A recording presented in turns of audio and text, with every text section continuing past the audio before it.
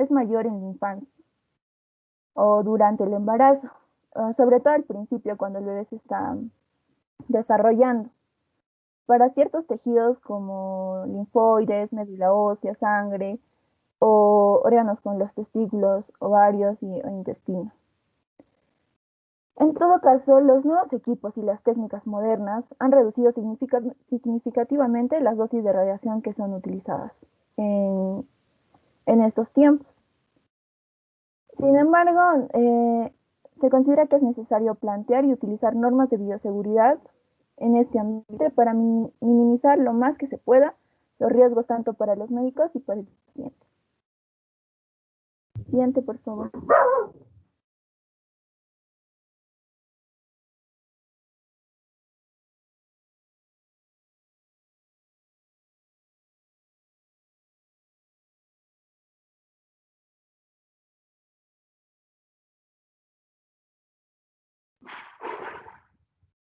Ya, los pacientes que requieren de los servicios de diagnóstico por imágenes se pueden someter a métodos no invasivos y a métodos invasivos.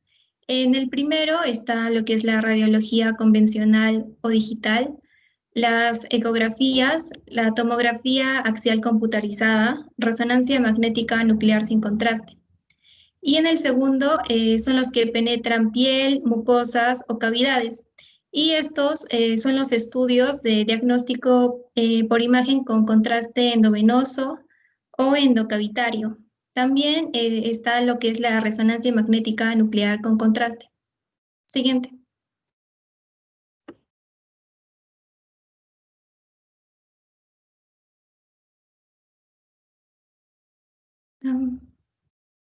Siguiente.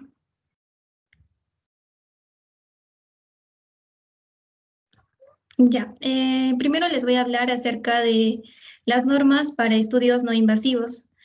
Los servicios deben contar con todos los elementos de protección radiológica, tanto para el especialista y para los pacientes y si tiene acompañantes también. Hay elementos para el uso del personal, que son los delantales plomados, los guantes plomados hasta el codo, cuellos tiroideos plomados, gafas plomadas, biombos plomados, vidrios plomados, blindaje y un dosímetro personal. Y los elementos y las medidas de protección radiológica para los pacientes son cuando se lleva a cabo una realización de un estudio radiológico, se tiene que tener en cuenta que las dosis de exposición deben ser tan bajas como sea posible. La exploración radiológica solo estará indicada cuando sirva para un tratamiento, para cambiar el tratamiento o técnica terapéutica hacia el paciente. En un principio, la exploración radiológica no está justificada en el primer y segundo trimestre del embarazo, porque durante el embarazo no se debe realizar ninguna radiografía de forma rutinaria, a menos que sea necesario. Y en caso de que sea imprescindible, se debe proteger al feto colocando un delantal de plomo sobre la parte inferior del abdomen de la mujer para cubrir el útero. Y si el paciente requiere de ayuda de un acompañante, este también debe tener encima de su ropa el delantal plomado. El objetivo principal de esta protección radiológica es proteger a la salud humana. Sus objetivos son gestionar y controlar las exposiciones a la radiación ionizante para prevenir los efectos deterministas. Siguiente.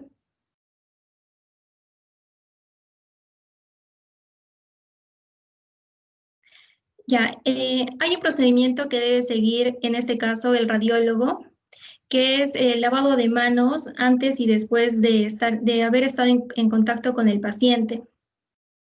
El chasis y la mesa que estuvo en contacto con el paciente también se tiene que limpiar una vez utilizado con alcohol de 70 grados y toallas de papel, las que se descartarán en una bolsa negra. Y en caso de que el paciente pueda tener una pérdida de los líquidos orgánicos, Se colocará una funda de plástico grueso de 100 micras sobre la mesa radiológica y se procederá con el lavado con agua y detergente y desinfección final con hipoclorito de sodio al 1%. Siguiente.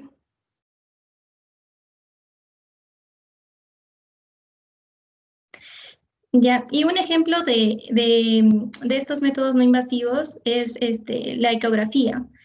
Dentro de las medidas de bioseguridad para una ecografía, todo el personal de diagnóstico debe usar guantes, mascarilla y bata desechable, así como una cobertura desechable para cubrir la colchoneta y la mesa ecográfica.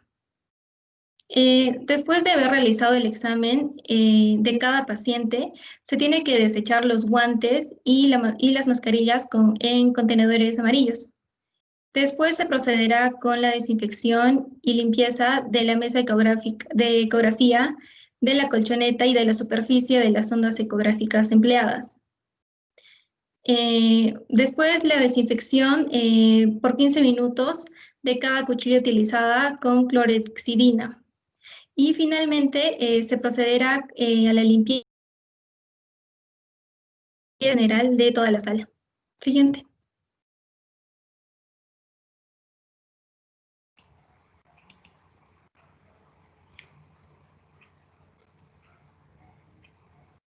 Ok, aquí vamos a hablar acerca de lo que son las normas para métodos invasivos. El elemento que utilizará el personal será un delantal plomado y encima de este vamos a utilizar un delantal de plástico impermeable al agua. También se utilizará lo que son los anteojos de seguridad, el barbijo y guantes descartables. Para la seguridad de lo que será el equipamiento, siempre se debe realizar al final de cada proceso una antisepsia con hipoclorito de sodio al 1%. También debemos de utilizar una funda de plástico de 100 micras de espesor al momento de cubrir los artefactos. Siguiente diapositiva, por favor.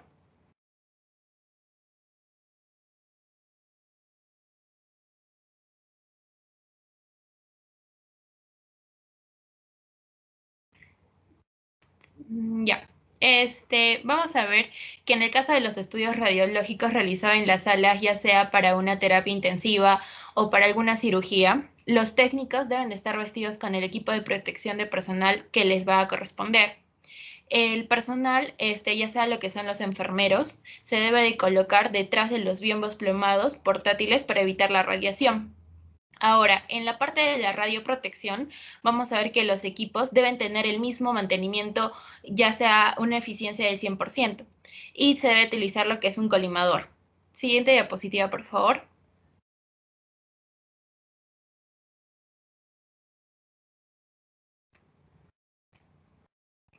En el cuarto del proceso, para lo que serían los rayos X, vamos a ver una zona seca y una zona húmeda. La zona seca, vamos a ver que aquí es donde el técnico realiza la carga y descarga de lo que serían los chasis sobre una mesada. También vamos a encontrar lo que son las cajas con distintas medidas de películas a utilizar en la realización de nuestro estudio. En cambio, en la zona húmeda es donde se realiza el proceso de revelado, ya sea manual o automático, y donde se prepara lo que serán los químicos a utilizar en el proceso. Siguiente diapositiva, por favor.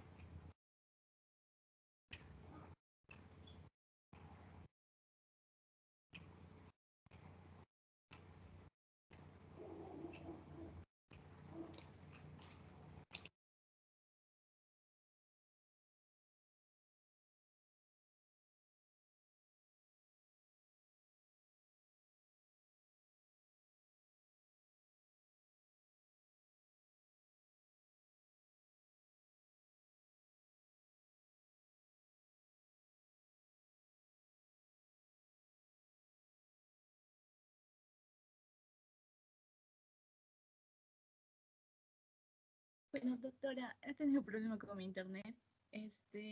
Hablando un poco de las conclusiones, de acuerdo a la investigación que hemos realizado sobre las normas de bioseguridad para el diagnóstico por imagen, primordialmente hemos concluido que todas las especialidades en el área de la salud tienen que tener sus principios básicos de la bioseguridad para esto evitar accidentes y enfermedades.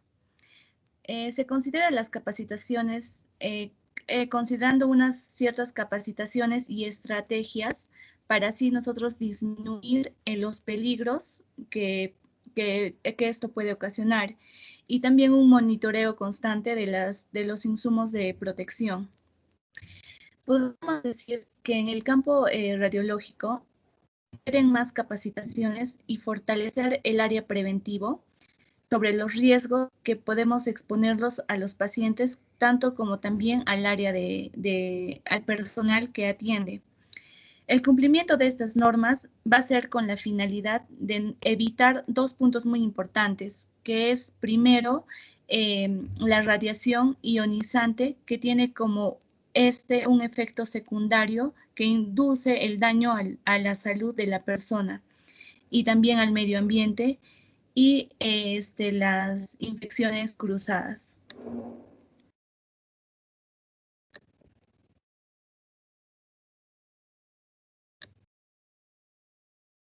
Bueno, doctora, por último, en las recomendaciones se propone realizar estudios evaluando la condición del personal de salud. Y ya estos estudios van a permitir que a futuro se mejoren los niveles de la aplicación de las normas de bioseguridad en esta área, ya que por la investigación que hemos hecho, el Perú casi no tiene normas de bioseguridad en esta área. O sea, lo toman muy a la ligera.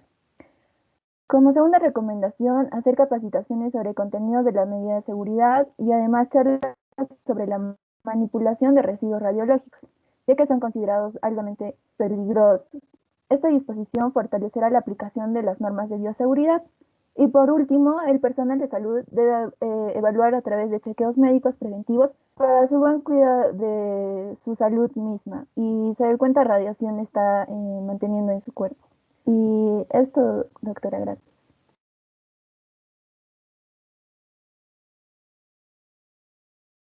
Ok, muy bien, chicas. A ver, Yesenia, ¿me escuchas?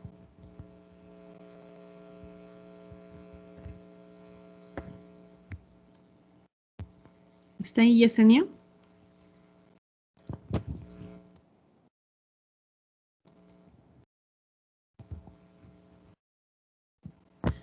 Ok, ya chicos, entonces vamos a pasar a las preguntas al resto de los estudiantes.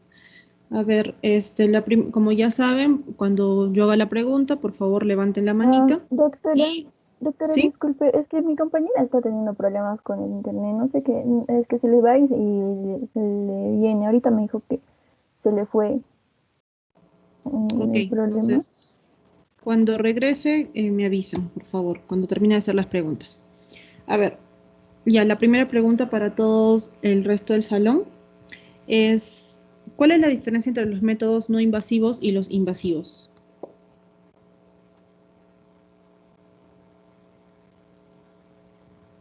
¿Franco?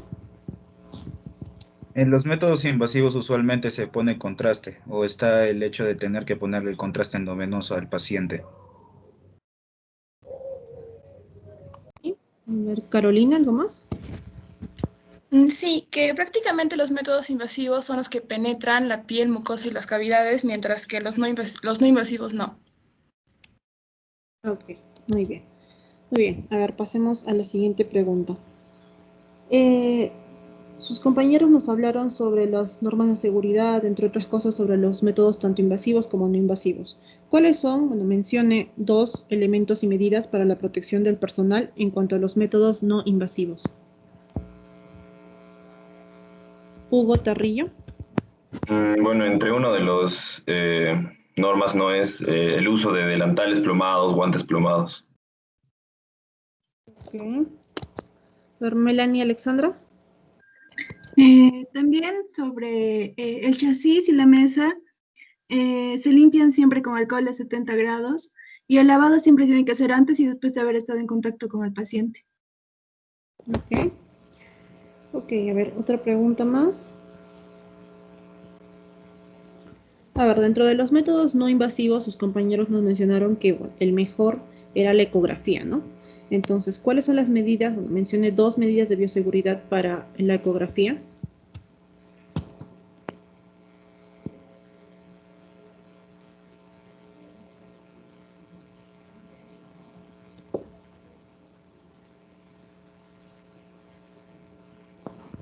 Ok. A ver, Melanie, me parece que ya acabas de participar. La siguiente, bueno, la última pregunta, ¿qué es la zona húmeda?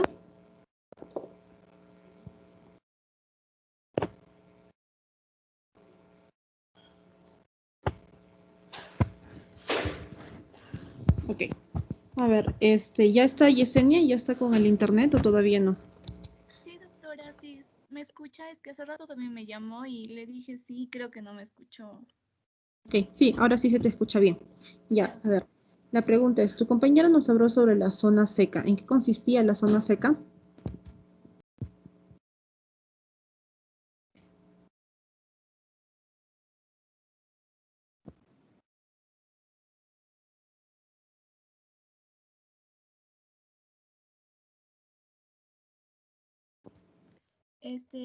Doctora, ¿me escucha? Sobre la zona seca es donde el técnico va a realizar la carga y descarga de los chasis sobre las mesadas, y también que se van a encontrar en las cajas con las distintas medidas que se va a utilizar en la realización de los estudios. Ok, y con tus propias palabras, ¿qué es lo que tú has entendido sobre esa zona?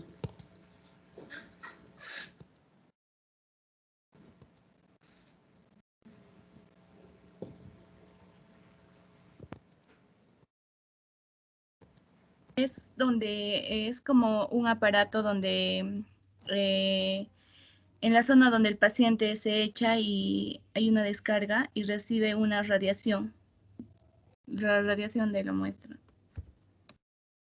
Ok, ok, listo. Pasemos al grupo 10, por favor.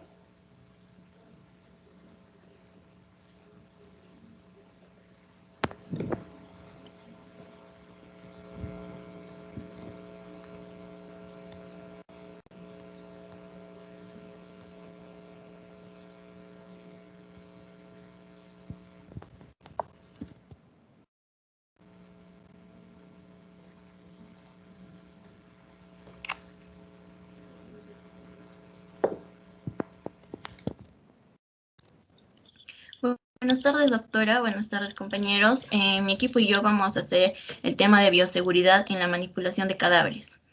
Siguiente diapositiva. Para introducirnos al tema, primero hablaremos de la manipulación de cuerpos y que los restos humanos requiere de conocimientos y un entrenamiento específico, a fin de no producir dos tipos de contaminaciones. La contaminación de las muestras en caso de estudio científico o técnico pericial de los muertos, y la contaminación del personal por una inadecuada o inadvertida manipulación de cadáveres. Siguiente. Empezaré hablando con las enfermedades infectocontagiosas por la manipulación de cadáveres.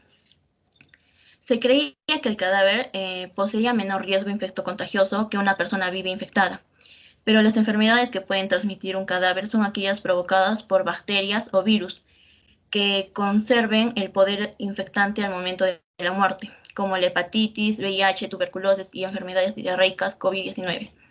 En la hepatitis puede transmitirse en sus tres principales tipos serólicos, como virus A por contacto con materia fecal contaminada, ya sea vía fecal oral, y virus B y C por contacto con sangre contaminada, ya sea por la vía sanguínea, inoculación o contacto con piel y mucosas erosionadas. Igualmente en el VIH. En la tuberculosis puede transmitirse por dos vías de contagio. La variante pulmonar o broncogénica lo hace por vía inhalatoria, mientras que la variante miliar lo hace por vía digestiva. En las enfermedades diarreicas, la vía de contagio es el contacto fecal oral, y el COVID-19 se contagia a través de fluidos corporales, que más adelante explicarán los procedimientos a seguir. Siguiente diapositiva.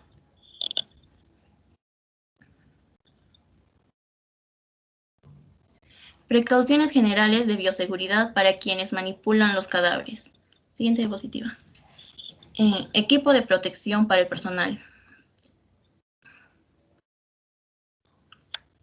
Este equipo de protección es lo que se utiliza mayormente en todos los procedimientos, que es la ropa quirúrgica, el gorro descartable, el mandilón, el pantalón, usar los guantes látex, gafas oculares antinieblas, máscara facial N95, botas impermeables y descartables. Siguiente.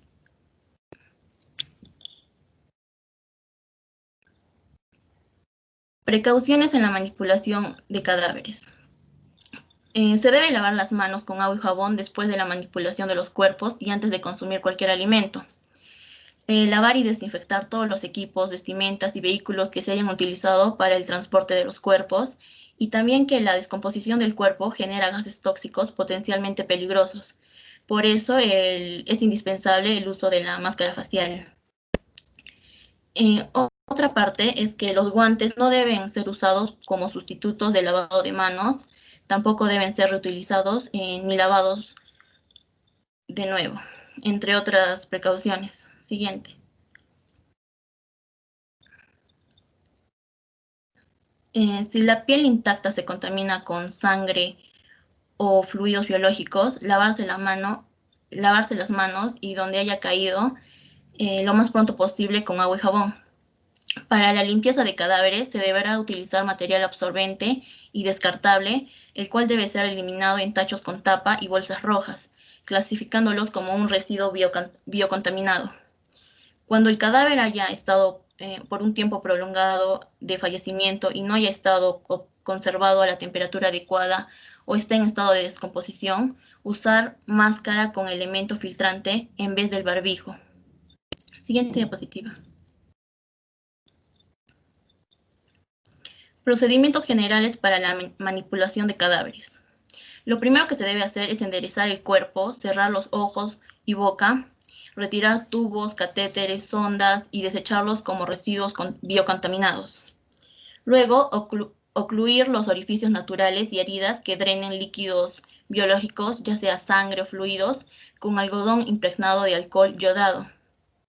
Y luego, quitar los restos de materia orgánica con agua oxigenada o alcohol yodado igualmente. Y si la muerte se debió a una enfermedad infectocontagiosa, se debe rotular el cadáver en el tobillo o muñeca con la palabra precaución y especificar qué enfermedad. Luego se lo introducirá en bolsas de polietileno para cadáveres. Se guardará en forma individual y bien identificada. Será igualmente rotulada como fue en los tobillos o muñecas, pero en el exterior de la bolsa. Siguiente diapositiva. Para finalizar, se debe remitir toda la ropa y pertenencias en bolsas rotuladas como ropa contaminada, y en caso de que los familiares reclamen las pertenencias, la entrega de estas se quedará registrada en un libro foliado, advirtiéndole la peligrosidad de las prendas. Puede permitirse la observación de la cara al familiar siempre y cuando evite el contacto físico, y si el cadáver requiere autopsia se efectuará, pero las mesas de autopsia y las cámaras refrigeradoras deberán lavarse de acuerdo a las normas para áreas críticas, en la que se aplicará hipoclorito de sodio en 5.000 partes por millón. Siguiente diapositiva, por favor. Ahora, en cuanto al manejo de cadáveres en situaciones de pandemias y tanatoenfermedades, primero debemos recordar que una pandemia es el brote mundial de una enfermedad, y esto ocurre cuando un nuevo tipo de virus o bacteria en estas no se tiene ninguna o poca inmunidad en la población humana, y esta se puede propagar por el contacto de persona a persona. El cadáver en cuanto a esto debemos recordar que el cadáver es el resultado de una pandemia y no el generador de la misma. También que el cadáver posee menor riesgo infectocontagioso que un vivo infectado, y que la clave para prevenir estas enfermedades es el mejoramiento de las condiciones sanitarias y la educación a la población.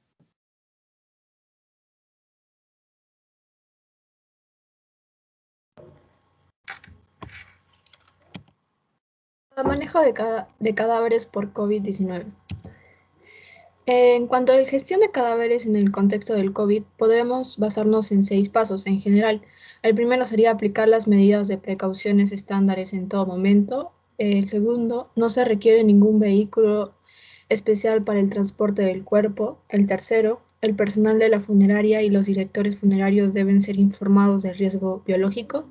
El cuarto, que la familia de instrucciones claras de no tocar ni besar el cuerpo. El quinto, no se recomienda el embalsamiento. El sexto, que los difuntos con COVID-19 pueden ser enterrados o cremados. Con respecto al uso de EPP, según el protocolo para los pacientes muertos con COVID, cuanto es la higiene de manos, se necesita en lo que es gestión del cuerpo dentro de la sala de aislamiento, también en la remoción del cuerpo dentro de la sala de aislamiento o área semejante, en el cuidado mortuorio y necropsias, en lo que es mascarilla quirúrgica también, excepto para lo que es necropsias.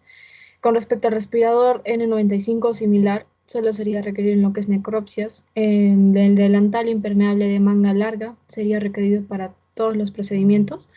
Cuanto es la protección facial también para todos los procedimientos. Guantes también sería para todos los procedimientos.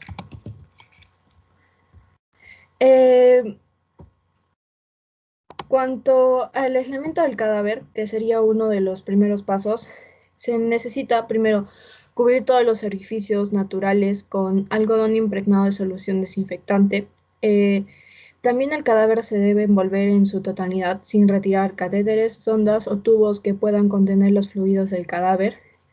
Luego se pasa el cadáver a la primera bolsa de traslado con la sábana o tela antifluido que cubre la cama donde fue atendido el paciente. Una vez que se ha colocado el cadáver en la primera bolsa para el traslado, se debe rociar con un desinfectante el interior de la bolsa previo al cierre de la misma. Y también tras el cierre de la bolsa, también se debe desinfectar su exterior y se coloca la primera bolsa la que está debidamente cerrada. Y también se vuelve a repetir lo que es el rociado desinfectante. Culminando este proceso, se debe desinfectar los guantes exteriores usados con alcohol isopropílico al 70%.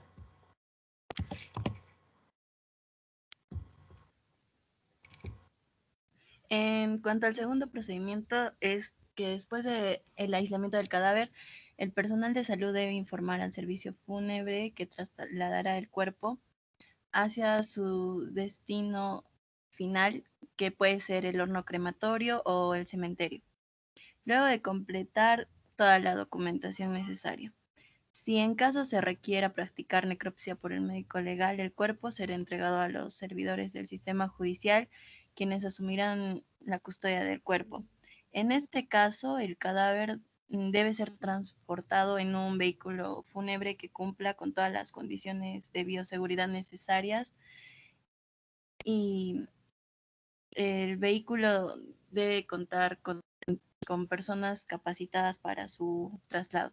Siguiente diapositiva, por favor. Al terminar el retiro del cadáver de la habitación y los lugares donde haya estado, se debe realizar el procedimiento de limpieza y desinfección. Esto debe ser según las recomendaciones del Comité de Infecciones. El traslado interno del cadáver se debe realizar siguiendo una ruta establecida y siempre con las medidas de bioseguridad. Esto para evitar poner en riesgo a la comunidad hospitalaria, pacientes, familiares y usuarios. Por último, el personal de salud debe informar a los servidores del servicio fúnebre o del sistema judicial sobre los riesgos y las medidas preventivas. Además de eso, debe verificar que se cumplan con las normas de bioseguridad y elementos de protección personal para el retiro del cadáver. En caso de requerirse la necropsia del médico legal por situaciones especiales, se debe informar y advertir el diagnóstico presuntivo o confirmado de infección por COVID. Se debe entregar a la policía judicial junto al cuerpo una copia de la historia clínica. Además, se debe gestionar la ficha epidemiológica y entregar una copia de esta a la autoridad que retire el cadáver, y se debe verificar siempre que se cumplan las normas de bioseguridad y equipos de protección personal al retiro del cadáver. Y también se debe evitar que el cuerpo sea manipulado en el depósito de cadáveres.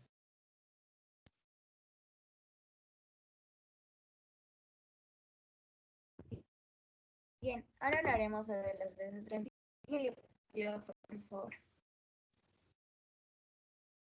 Bien, por lo general, cuando existen los desastres naturales, no existe una inmediata respuesta de las autoridades, ya que existe una pésima coordinación. Por ello, es vital que exista una coordinación para la ejecución de las tareas como el manejo de información, la identificación de los cuerpos, la implementación de un plan para el manejo de estos y la divulgación de información precisa a las familias. Siguiente diapositiva, por favor. Bien, los riesgos de enfermedades infectocontagiosas. Siguiente, por favor.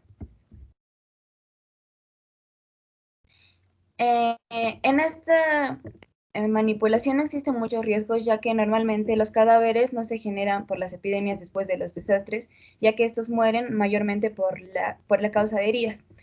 Y los rumores, otro de los riesgos es que los rumores hacen que adopten medidas súper innecesarias como es la desinfección de estos. Otro de los errores es el manejo inadecuado, ya que puede causar daños de la salud mental a los sobrevivientes, que son los familiares, y los problemas legales. Otro es que lo más probable es que no se tengan enfermedades infecciosas, ya que estas solo mueren por causas de heridas y es menos probable de que estas pueden estar con infecciones sanguíneas crónicas, tuberculosis o enfermedades diarreicas. También pueden contraer el riesgo de adquirir la hepatitis, el VIH, tuberculosis, enfermedades diarreicas, y también es más probable de que estos corran el riesgo de sufrir heridas e infectarse con tétanos las personas que van a ir a hacer el rescate de estos cuerpos. Siguiente diapositiva, por favor.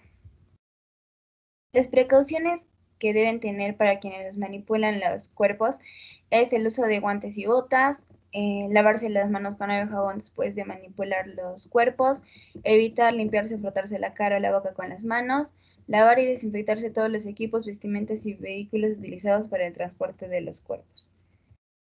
Siguiente diapositiva, por favor. La recuperación del cadáver normalmente se da por los métodos de procedimientos. Es que estos cuerpos deben conservarse en las bolsas de los cadáveres, ya que estos no deben ser abiertos. Se debe anotar el sitio exacto y la fecha cuando se encontró el cuerpo, ya que esto va a ayudar a su identificación. También no se deben... Se acabó el tiempo, les voy a dar un minuto más, por favor. Sí, doctor. También no se deben retirar los restos, las pertenencias de los restos, ya que esto también ayuda para el reconocimiento del cadáver, y normalmente estos no deben ser transportados por las ambulancias, ya que las ambulancias solo cubren para las personas que aún están vivas. Siguiente diapositiva, por favor.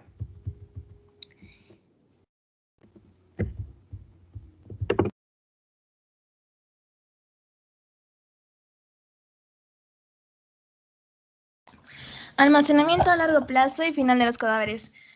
Siguiente diapositiva. El entierro es el método más práctico, ya que puede preservar evidencias a futuras investigaciones. Debemos evitar la cremación, ya que en la cremación destruye las evidencias para identificarlas posteriormente. Se necesita una gran cantidad de combustible y a veces en la incineración con frecuencia se encuentran restos que tienen que ser enterrados. Localización del sitio de sepultura. No hay diapositiva anterior. Se debe considerar las condiciones del suelo y el espacio disponible. Además, con respecto a las distancias de fuentes de agua, esto es muy importante, ya que por lo menos el cuerpo debe estar enterrado a 200 metros de una fuente de agua, ya que algunos cadáveres pueden contaminar ríos y pueden generar fuentes de agua con enfermedades diarreicas. En caso de que sea... Listo, ahí nos vamos a quedar, por favor, ya se cumplió el tiempo. Muy bien, chicas, a ver, vamos a pasar a la pregunta. Está Astrid, ¿me escuchas? Sí, doctora. Ok, a ver, tu compañera al inicio nos dijo de que se creía que el cadáver poseía menor riesgo de infectocontagioso que una persona viva infectada. ¿Esto es cierto? ¿Por qué? ¿Cuál es la que representa un mayor riesgo? Explícanos, por favor. Bien, normalmente se cree de que estos no producen, los cadáveres no producen muchas enfermedades infectocontagiosas, ya que al momento de de que estas personas normalmente mueren, los médicos tratan de quitarle todas las enfermedades, pero también no es súper creíble, ya que se supone que las personas mueren por enfermedades, ya sea VIH o todas esas cosas, o tuberculosis. Entonces la probabilidad de que un cadáver como que sea más contagioso de que una persona es mucho menos, pero sí se da. Ok, muy bien. Listo, vamos a pasar a las preguntas al resto de los estudiantes. Levanten la mano, por favor. A ver, la primera pregunta es, mencione 2 precauciones sobre la manipulación de cadáveres.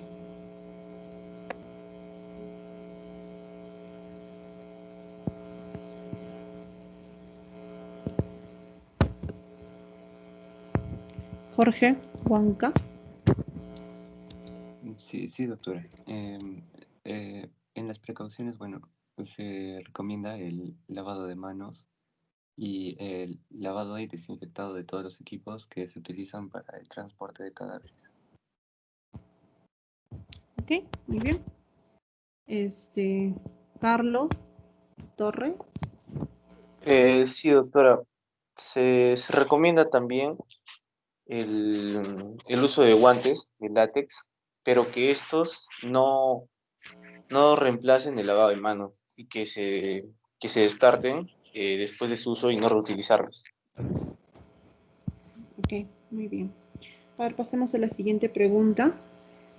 En el caso de que un familiar fallezca y la familia reclame la ropa o las pertenencias, ¿cómo es que se procede? Mari.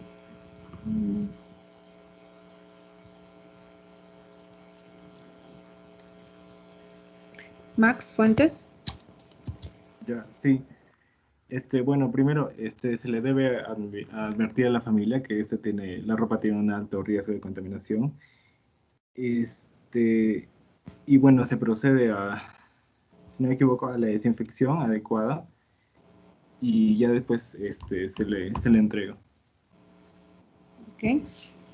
Ok, listo. A ver, y la última pregunta.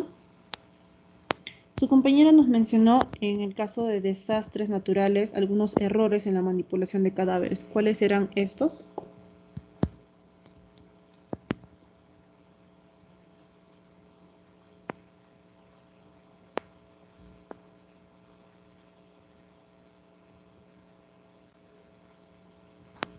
Ok, listo chicos, pasemos al grupo 11, por favor.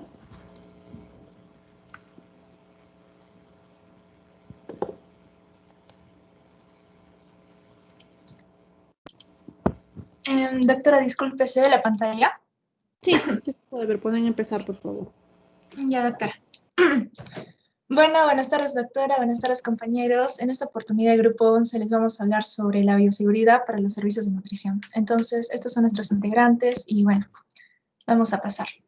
Entonces, antes de entrar a las normas, vamos a hablar un poquito sobre introducción. Entonces, como bien sabemos, ¿no? Los alimentos son súper importantes para nuestra vida, ya que nos aportan lo que son los nutrientes, los minerales, las vitaminas, etcétera, ¿no? Tan importante para nuestro organismo. Pero es por esta misma razón que estos alimentos deben tener un cuidado minucioso, porque por el mismo hecho, ¿no? De que están dentro de un área como el hospital, entonces puede ser que si no tienen los cuidados adecuados, puede ser que las personas puedan tener pues alguna enfermedad metabólica, alguna enfermedad infecciosa intrahospitalaria, ¿no? Por el hecho de que estos alimentos no estén en buenas condiciones. Entonces, como estamos diciendo, las enfermedades transmitidas por alimentos son ocasionadas al ingerir pues estas comidas en mal estado, contaminadas, quizás abolladas, quizá que se han pasado, ¿no? Yo qué sé. Y bueno, se han descrito hasta 250 tipos de enfermedades transmitidas por estos alimentos con virus, con bacterias, y por el mismo hecho, ¿no? De que los pacientes están hospitalizados, entonces es a quien los más susceptibles por el mismo hecho de que su sistema inmunológico está más débil. Bueno, ¿cuáles son los factores de riesgo? Tenemos que la selección inadecuada, ¿no? De los insumos, el almacenamiento inadecuado de alimentos. Por ejemplo, ¿no? Si un alimento necesitaba ir a un frigider y no ha ido pues a este almacenamiento, pues ya estamos mal. Después, la deficiente higiene de manos, el deficiente servido, condiciones arquitectónicas no apropiadas, es decir, cómo es el ambiente donde el alimento va a estar almacenado, ¿no? ¿Qué tal es el espacio? ¿Qué tal es el almacenamiento? ¿Qué tal es el aire que entra al ambiente? Etcétera. Y bueno, como decíamos, ¿no? El lavado de manos descuidado, esta mala higiene. ¿Qué microorganismos pueden estar involucrados en estos alimentos? Bueno, acá tenemos algunos, ¿no? Por ejemplo, uno de los más conocidos es el Clostridium botulinum. Entonces, ¿cómo se transmite? Pues porque se hace ingesta de alimentos que tienen una cocción inadecuada, que nos causa intoxicación grave, una visión borrosa, etc. Brucela, pues porque hay ingesta de leche cruda, contaminada. Salmonela, ¿no? También es bien conocido, porque se ha consumido lo que son huevos crudos contaminados, o también puede ser alimentos que han sido contaminados con heces. La Shigella, por alimentos, ¿no? También contaminados con desechos fecales, por moscas, y sobre todo va a afectar a lo que es nuestro intestino, ¿no? Nos da una infección bacteriana intestinal. Otros microorganismos involucrados, pues tenemos el Campylobacter, que lo principal que nos va a dar son diarreas o náuseas. ¿Por qué? Pues porque se está consumiendo agua contaminada. Lecherichia coli, porque estamos consumiendo alimentos o agua contaminada también.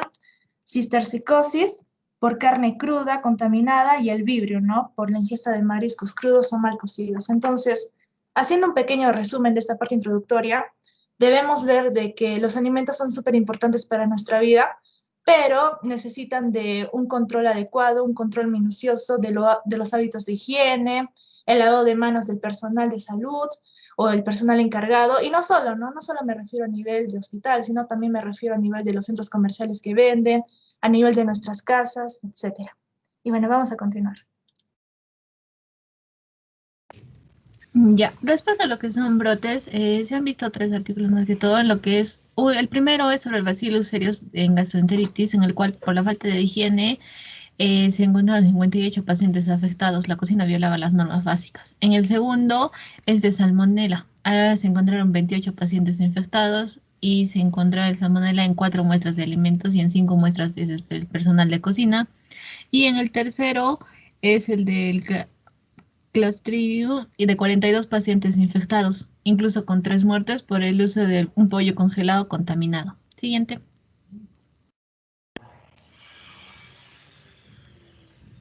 Normas de prevención. Siguiente. Y entonces se va a empezar primero con la arquitectura.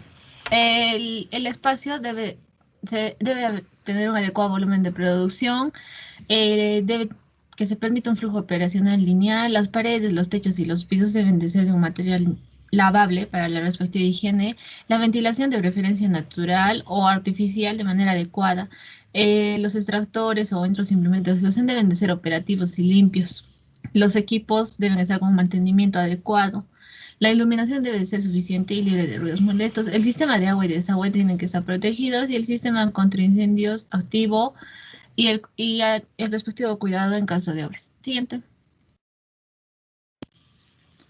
Ya, el personal de cocina tiene que tener un implemento para su debida protección, tanto del alimento como del mismo personal. En este caso deben de tener un gorro, la mascarilla, el mandil, el sobremandil, el pantalón, el calzado cerrado, los guantes, más que todo si se presentan heridas en las manos, y el certificado de salud que incluye un estado vacunal. Siguiente. La adquisición de los alimentos. En primera se debe ver el proveedor. Tiene que cumplir con unos adecuados insumos, en la calidad del producto y si es posible pedir la habilitación y visitar las instalaciones de los productos que se van a adquirir. Y otra cosa es establecer con claridad y especificidad la compra de los insumos. Por ejemplo, los huevos tienen que estar íntegros, sin suciedad y debe establecerse muy clara la fecha de vencimiento. En el pescado hay que ver en la textura de la piel, las agallas y los ojos para ver si ya está vencido y no es de consumo. La carne igual tiene que estar refrigerada, hay que fijarse en la textura, en el color, en el olor y los envases no deben tener abolladuras, rayaduras o deformaciones. Siguiente. La recepción de insumos. En esta parte se va a verificar el estado del alimento al ingreso y sobre todo también dar a entender de que cuando el alimento ingresa y ya sea insumos o cualquier tipo, se tiene que revisar cómo llega el alimento, en qué estado está, si se han encontrado el insumo o el material abierto o ha estado contaminado o está contaminado o está con insectos o roedores. Si se puede ver señales de que ha sido en contacto con insectos o roedores. También establecer los horarios de ingreso del insumo y también al establecer ese horario también mantener registro del ingreso de los insumos y el alimento. Siguiente, por favor. Ahora, el almacenamiento. El almacenamiento es muy importante, debido porque esto nos ayuda a prevenir la contaminación y el deterioro de estos elementos, este producto. Por ejemplo, el almacenamiento del producto tiene que ser debidamente protegido, sí o sí, con una diferencia de altura entre el piso y el techo de 15 centímetros, si es posible. También, el producto que sea para consumir tiene que estar completamente separado de los productos que sean detergentes, desinfectantes. Tiene que ser en otro lado de almacenamiento. Luego, el lugar de almacenamiento tiene que tener una ventilación y una temperatura óptima. Ya sea que sean granos, en envases o envases, tienen que ser etiquetados, tapados y rotulados correspondivamente. También, las frutas y verduras tienen que ser en envases limpios y secos. Las materias primas o detergentes, ya sean envases o detergentes o envases que sean originales, deben estar en estantes o anaqueles. Y obviamente, el lugar de almacenamiento tiene que ser libre de insectos y roedores. Siguiente, por favor. Ahora, el refrigerado. Es importante tener en cuenta de que hay productos que necesitan un almacenamiento especial. En el caso que sean huevos, mantequilla o jamonada o otros productos que sean de embutidos o carnes o otros productos que requieran una refrigeración especial. Entonces, cada producto tiene que estar refrigerado en un distinto punto. O sea, refrigerador para leche, refrigerador para productos de carne. Ahora, los productos congelados tienen que ser obviamente separados y rotulados para diferenciarlos de una manera más óptima. Controlar la temperatura de los centros de refrigeración. También, el alimento congelado no debe volverse a descongelar, no solo por una prevención de salud, sino para prevenir que se ingresen microorganismos al volver a congelarlos. Y esto también viene a mano de una limpieza, una limpieza cada vez por semana para evitar que ingresen microorganismos a los refrigeradores. Siguiente. Bien, hablando de lo que es la preparación, esta va a seguir normas básicas, como lo van a ser los pasos de lavado de manos y la desinfección en las zonas de trabajo, como lo puede ser la mesa en la que van a trabajar, la tabla de picar y sus utensilios. En su preparación se debe diferenciar los alimentos que se van a consumir crudos, alimentos que ya están cocidos o listos para su consumo, como lo pueden ser las frutas, o alimentos que se tienen que cocer para poder comerlos. La descongelación, lo que van a hacer carnes como el pollo o carne de res o cualquiera de esos, debe ser recomendada con el uso de agua potable no mayor de 21 grados centígrados por no más de 4 horas. Y también se recomienda bueno, no se recomienda, es algo que se tiene que hacer el lavado de frutas y verduras. Esto diferenciando, los alimentos tienen que ser diferenciados entre, por ejemplo, lo que son las limpiezas de cereales y leguminosas, se tiene que realizar su limpieza en seco para así poder eliminar las impurezas como piedras, arena y polvo. Por ejemplo, en los tubérculos se tiene que lavar con abundante agua y en lo que son vegetales con hojas se tiene que lavar hoja por hoja, por ejemplo, en lo que es las lechugas. Siguiente diapositiva, por favor. Para demostrar la importancia de lo que es la limpieza en la zona de trabajo, aquí le mostramos lo que es diferentes aumentos frente a un microscopio, una tabla de picar. Lo que más se puede observar es a 10.000 aumentos, donde que se va a observar bacterias creciendo y multiplicándose. Siguiente diapositiva, por favor. Bien, para la preparación de los alimentos es algo básico, es que se tiene que minimizar el contacto con las manos. Obviamente uno tiene que llevar sus guantes y también tiene que, como ya mencioné, se tienen que limpiar las superficies. Esto no solo antes de trabajar, también tiene que ser después de haberlos trabajado. Y se tiene que evitar el recalentamiento de grasas y aceites. Y también algo muy importante es, y que algunos dejan así, no lo hacen, es la técnica de doble cuchara para probar los alimentos. Es decir, que una vez que pruebes con una cuchara, no la vas a volver a poner ahí donde estés preparando la comida, sino lo separas. Y la temperatura de la cocción de los alimentos va a depender del tipo de alimento que se esté haciendo. Por ejemplo, una papa no va a cocer al mismo tiempo que un pollo o que un vegetal. Y en lo que es cucharas, cucharones, licuadores y otras, tiene su zona exclusiva, como ya se mencionó. Siguiente diapositiva, por favor. Para su distribución es que una vez el trasvase, que es el servido de los alimentos, este debe ser ejecutado de una forma muy higiénica.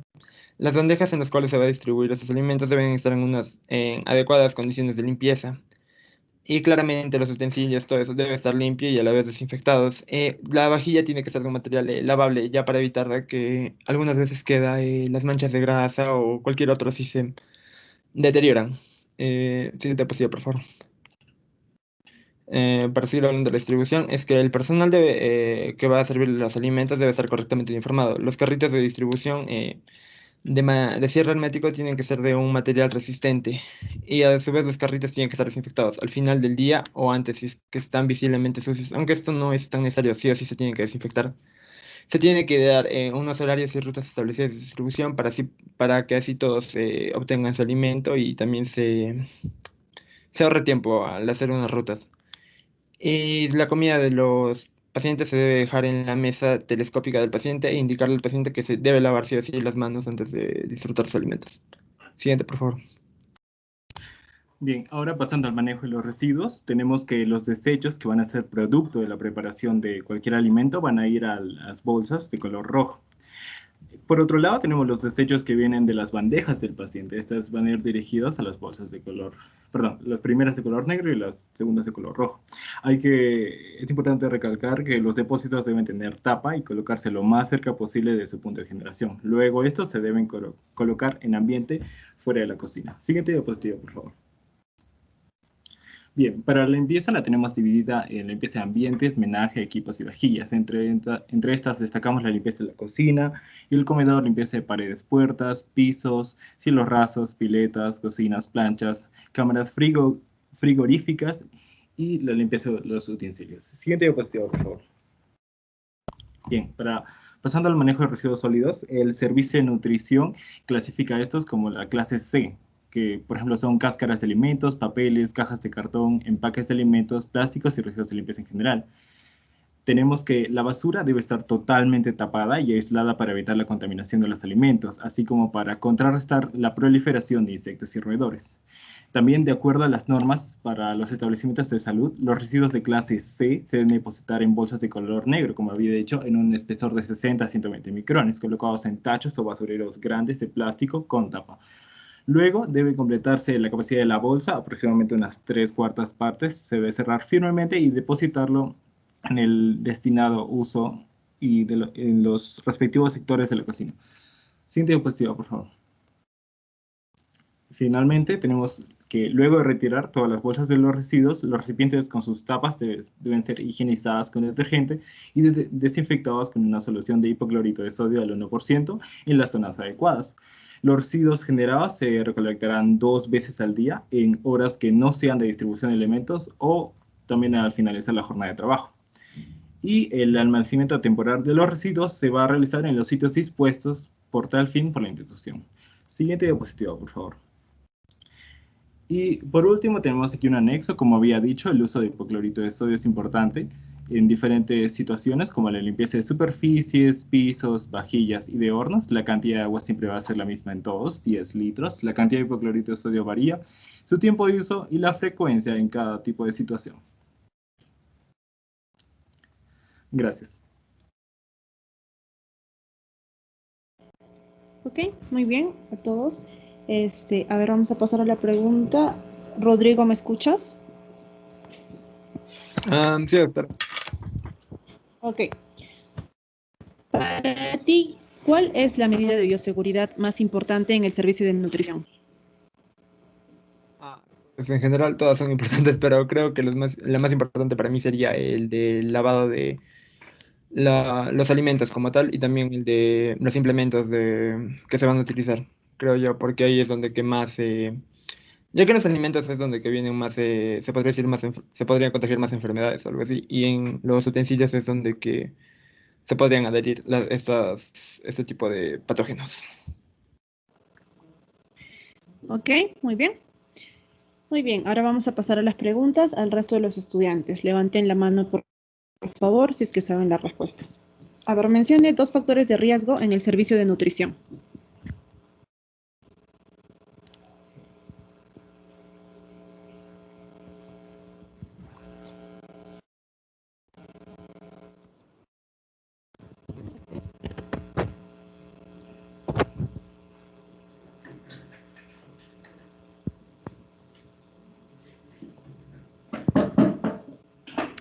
Ok, a ver, vamos a pasar a una pregunta más. Mencione un microorganismo involucrado y cuál es el modo de transmisión de lo que su compañero nos presentó al inicio.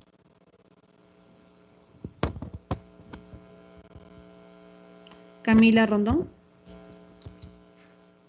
Sí, el Campylobacter, que es el modo de transmisión es la ingesta de agua contaminada o leche no pasteurizada. Ok, Lisette Yandira. Sí, doctora. Otro es el salmonela y su modo de transmisión son los huevos crudos contaminados o los alimentos contaminados con heces. Ok, muy bien. Listo, pasemos al último grupo, por favor.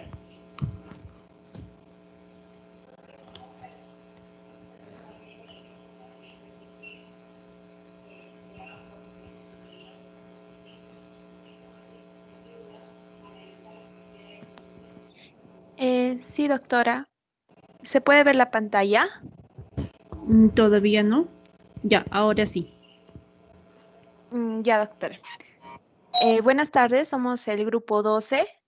Nos toca exponer sobre las normas para el caso de accidentes de trabajo por punción, corte u otro contacto con sangre o secreciones. Vamos a dar en primer lugar unos conceptos básicos sobre el tema. Los fluidos corporales se refiere a toda secreción biológica, fisiológica o patológica que se va a producir en el organismo. Las precauciones universales son las medidas para minimizar el riesgo de transmisión de infecciones entre el personal de salud y paciente y también entre el paciente y el personal de salud por patógenos que se van a transmitir por contacto directo con sangre, como VIH, virus de la hepatitis B, virus de la hepatitis C, Chagas, enfermedad de Carrión, fluidos corporales, etc. La exposición laboral va a ocurrir durante la realización en actividades y o procedimientos asistenciales. Y las precauciones estándares se va a referir a que todos los pacientes son potencialmente infecciosos y se debe de utilizar las precauciones universales en la atención de cada uno de ellos. En conclusión, eso se refiere más que todo al uso de los EPPs. ¿Se puede ver que está cambiando de diapositiva? No. No, sigue con la presentación.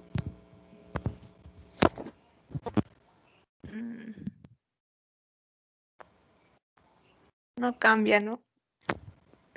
No, sigue viéndose solo la primera diapositiva.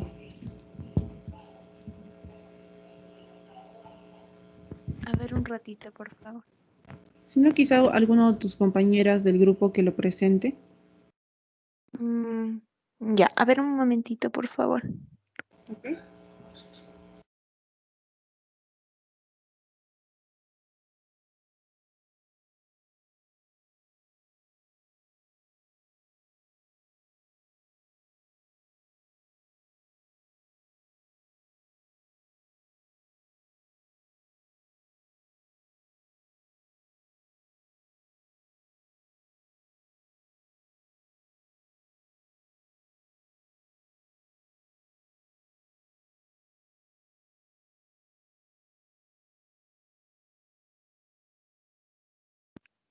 Ya. Ya listo. Entonces justo estaba en esa parte, ¿sí? De los fluidos corporales que habíamos hablado. Son los conceptos básicos, la introducción para comenzar a hablar sobre el tema.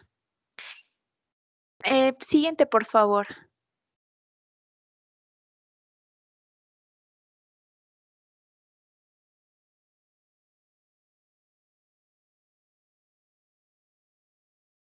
Ya. Continuando, el uso de barreras protectoras e inmunización. Para tratar este tipo de contacto con sangre u otros fluidos corporales, se debe de tener como EPP, por lo menos básico, los tres, que es primero guantes, el uso de guantes, el uso de lentes de seguridad y obviamente el uso de mandil.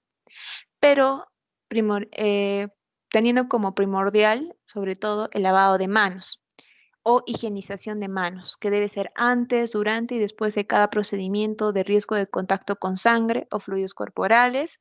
Se debe lavar con agua y jabón por lo menos 20 segundos, antes y después de sacarse los guantes.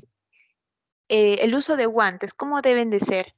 Estos guantes deben de usarse estériles de látex y no deben de usarse los de nitrilo, tampoco los guantes de polietileno no estériles.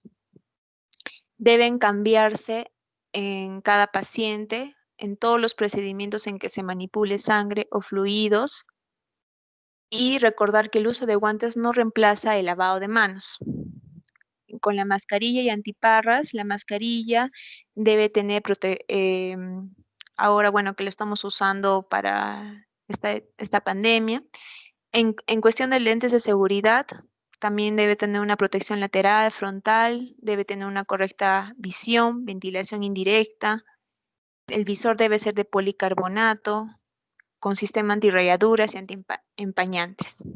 Y obviamente nuestro mandil, ¿no? Que sobre todo debemos preferir un mandil antifluidos. Entre los medios de eliminación de material cortopunzante contaminado hay dos. Uno que es el manejo cuidadoso de material cortopunzante, donde aquí el descarte del material cortopunzante debe tomarse al máximo de cuidado para evitar lesionarnos o lesionar a terceros. Y la manipulación y eliminación correcta de material cortopunzante desechable.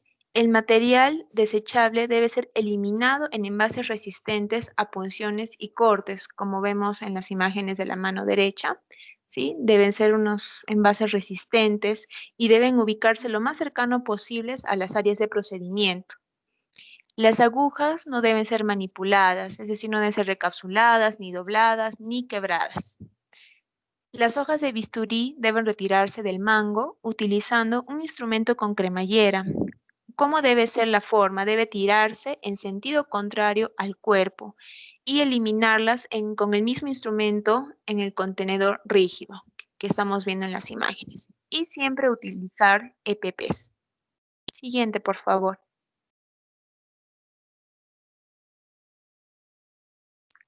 Ahora nos vamos a la clasificación de exposiciones en el equipo de salud frente a un accidente laboral. Tenemos dos tipos. El primer tipo, que es de exposición, hay de dos maneras. Una que es la exposición con riesgo y la otra que es la exposición sin riesgo.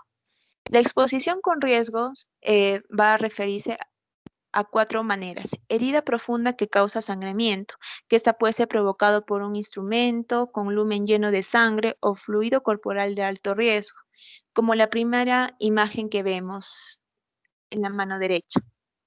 Exposición de mucosas o heridas con sangre, fluido corporal a simple vista contaminado. Derrame de sangre o fluido corporal con riesgo en una exposición con discontinuidad de la piel, tales como herida, dermatosis, eczema. Inoculación percutánea de sangre o fluido corporal que también puede ser de alto riesgo. Y la exposición sin riesgo, sobre todo se refiere a la herida superficial que no causa sangramiento, como una raspadura, por ejemplo, como la imagen que vemos en la parte inferior, la herida con instrumento que no está a simple vista, con sangre o fluido corporal con riesgo, la exposición de piel intacta o sana, con sangre o fluido corporal de cualquier tipo. Siguiente, por favor.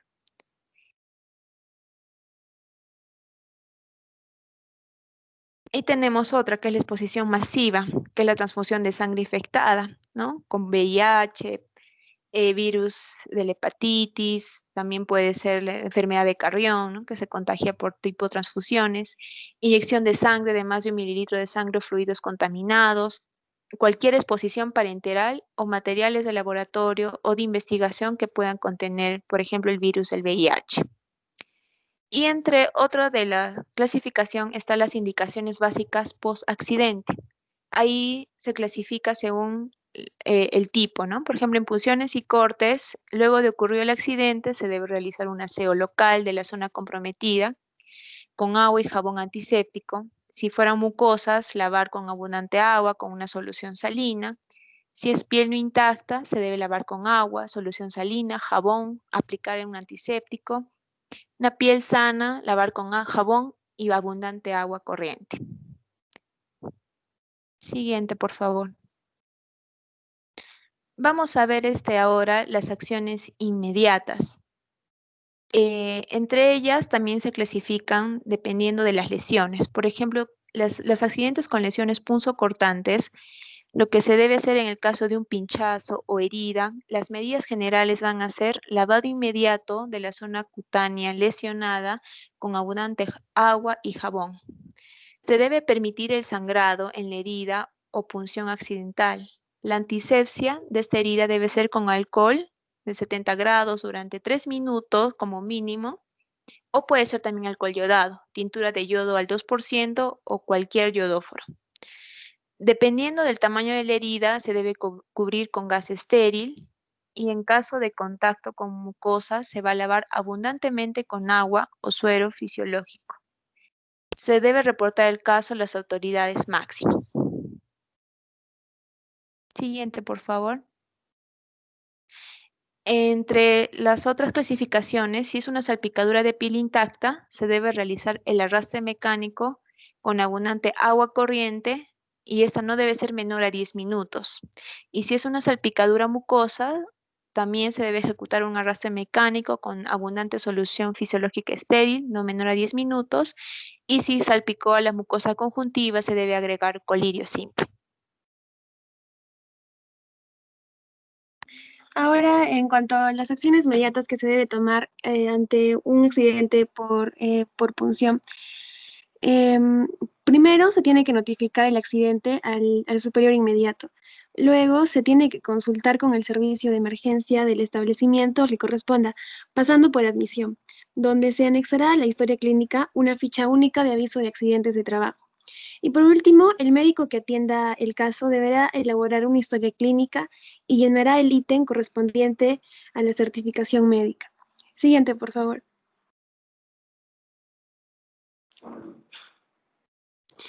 También se debe solicitar una orden simple al médico tratante donde se detalle el tipo de accidente que sufrió. Se debe acudir en lo posible dentro de las 3 horas de ocurrido del accidente con la orden del médico tratante al consultorio de infectología, donde el accidentado será evaluado. Y también se debe hacer una previa explicación donde se solicitará al accidentado el consentimiento por escrito para efectuarle las determinaciones de VIH y lo que juzgue el profesional actuante. Si el accidentado se niega, no se realizarán las pruebas serológicas. También debe identificarse en lo posible al paciente con cuya sangre o secreciones se produjo el accidente, valorar sus antecedentes epidemiológicos y conductas de riesgo. Y por último, se debe efectuar pruebas de serología al accidentado, repitiendo los análisis a los 3 y 6 meses si la primera vez resultaron negativos. Siguiente, por favor.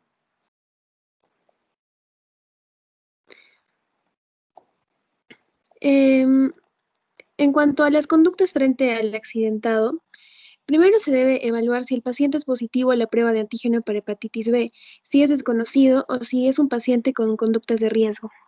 En el caso de que el personal esté vacunado con 3 dosis, si no se conoce la respuesta de anticuerpos para hepatitis B, se tiene que solicitar junto con la serología para conocer si el paciente tiene hepatitis C y VIH. Si la respuesta de anticuerpos para hepatitis B es positiva, quiere decir que el paciente respondió con éxito a la vacuna, por lo tanto no se le debe dar un tratamiento. Pero si la respuesta a anticuerpos es negativa, se le debe aplicar inmunoglobulina G antihepatitis B. Y por último, si el personal no está vacunado, se deben hacer pruebas de serología de hepatitis B, C y de VIH dentro de las 94 horas, aplicar la inmunoglobulina G o iniciar un esquema de vacunación contra hepatitis B en la zona deltoides. Siguiente, por favor.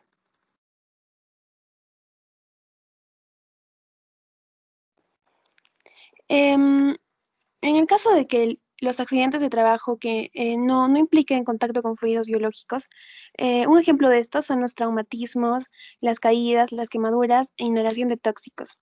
Se debe efectuar una denuncia en el servicio de medicina de trabajo, si no existe en el servicio de guardia, y seguir las mismas normas administrativas que para accidentes con contacto con sangre o secreciones, y hacer una denuncia policial. Luego, en cuanto al accidente in itinere, eso quiere decir que el accidente in itinere es todo accidente producido en el trayecto entre el domicilio y lugar de trabajo. Se debe hacer la denuncia a la brevedad posible en el servicio de medicina del trabajo. Y se debe hacer la denuncia policial, porque esto es imprescindible para que el accidente in itinere sea reconocido. Siguiente, por favor. Aquí tenemos un ejemplo para saber cómo se debe elaborar una ficha epidemiológica de accidente laboral por punción, por corte u otro tipo de contacto con sangre o secreciones. En esta ficha deben ir los datos del accidentado, en los cuales va el nombre y el apellido, la profesión, la edad, la fecha del accidente, el área del hospital donde ocurrió y el tipo de accidente. También tenemos que poner los antecedentes personales del accidentado, si recibió la vacuna antihepatitis B, cuándo fue, cuántas dosis, si recibió alguna transfusión de sangre, si tuvo cirugías, si tuvo hepatitis, si consumió drogas o si tuvo un accidente parecido anteriormente. También debemos poner los antecedentes del paciente y en la serología del accidente debemos conocer los datos sobre el hepatograma. Debemos conocer si la prueba de antígeno de hepatitis B es positiva o negativa, si la prueba de detección de anticuerpos contra la hepatitis C es positiva o negativa y si está vacunado contra la hepatitis B. Y por último, realizar una prueba de antígenos, anticuerpos o el método de ELISA para saber si el accidentado tiene VIH. Y para la serología del paciente se debe realizar lo mismo que para la serología del accidentado. Y por último, el tratamiento del accidentado. Siguiente, por favor.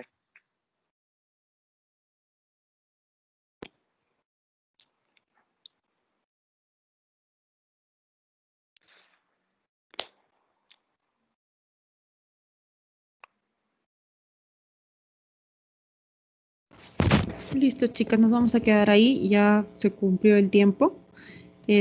Bueno, a ver, voy a pasar a hacer la pregunta. ¿Está Anthony? Sí, doctora. Ok, listo. Tu compañera nos habló sobre la antisepsia de las heridas en cuanto a lesiones punzocortantes. ¿Nos puedes explicar qué es lo que ella nos dijo? ¿Cómo deberían ser? Bueno, con respecto a las contracciones punzocortantes, tenemos primero, en primer lugar, lavar la herida, que era primero lavar la herida de la lesión donde se produjo con agua. En primer lugar, lavar la herida con agua y con jabón. Luego era desinfectar con alcohol de 70 grados y por 3 minutos. Y luego debíamos... o también podría ser alcohol yodado sí, alcohol yodado. O también cualquier yodóforo. También se tenía que efectuar una...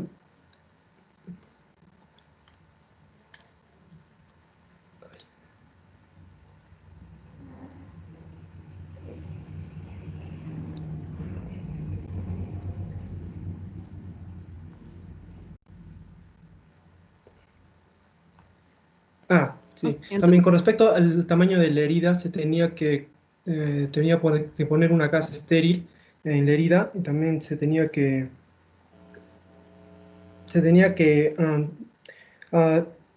como dije, de una gasa estéril. También en caso de que hay un contacto con la mucosa, se debería lavar con abundante agua o suero fisiológico y Ok, listo. Gracias. Ahora vamos a pasar a la pregunta, las preguntas al resto de los estudiantes. La primera pregunta es, tu compañero al inicio nos habló sobre las barreras protectoras. Mencionen alguna de ellas y las especificaciones que nos dio.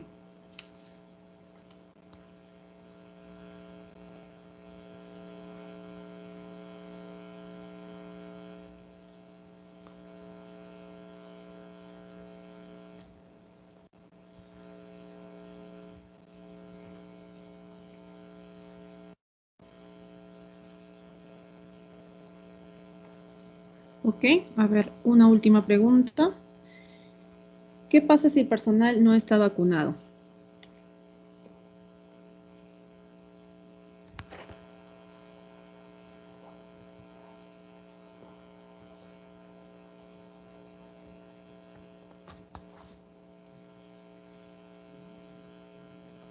Ok, listo chicos. Nos vamos a quedar aquí. Bueno, ya culminamos la clase, bueno, también el curso. Esta es nuestra última clase, así que ya solo nos queda el día lunes el examen, que es a las 4 de la tarde, como estábamos teniéndolo durante todo el semestre. Y bueno, con respecto a sus notas, sus calificaciones, lo que son las actividades de Blackboard ya están calificadas, así que pueden revisarlo. Si es que tienen alguno que no les haya calificado, pues me comunican con su delegada, por favor. Y ya solo quedaría que les ponga la nota de la exposición y también de sus trabajos que han realizado, de los informes que han realizado de estas exposiciones. Bueno, y subir también lo de su participación y la asistencia, que también ya va a estar en el Blackboard. Y bueno, todo ello lo voy a hacer durante esta semana, el transcurso de la siguiente semana, para que ustedes puedan visualizarlo antes de que se suban sus calificaciones. Así que por favor, cualquier cosa con tiempo, porque bueno, tenemos hasta la siguiente semana para subir las calificaciones. Y de hecho, si es que tienen que dar algún examen de subsanación, bueno, ahí van a ver con sus calificaciones, ¿ok? Entonces, eso sería todo por el curso, chicos. Espero que hayan aprendido y recuerden que siempre tener presente las medidas de bioseguridad, ¿no? Uno nunca sabe a qué estamos expuestos en la práctica médica. Puede venir quizás un paciente que al parecer no esté tan grave, pero quizás sí, y por no tener precaución en algo tan sencillo como lavarnos las manos, utilizar los guantes, colocarnos el mandil, cosas así, pues puede ocurrir algún accidente o alguna lesión que quizás nosotros no querramos, ¿no? Entonces, bueno, esa recomendación. Ha sido un gusto trabajar con ustedes y bueno, hasta la próxima, chicos. Gracias, doctor. Gracias, Doctora, doctor. Hasta luego. Muchas gracias por todo Doctora. este tiempo. Gracias, doctora. gracias, doctor. Gracias, doctor. Gracias, doctora.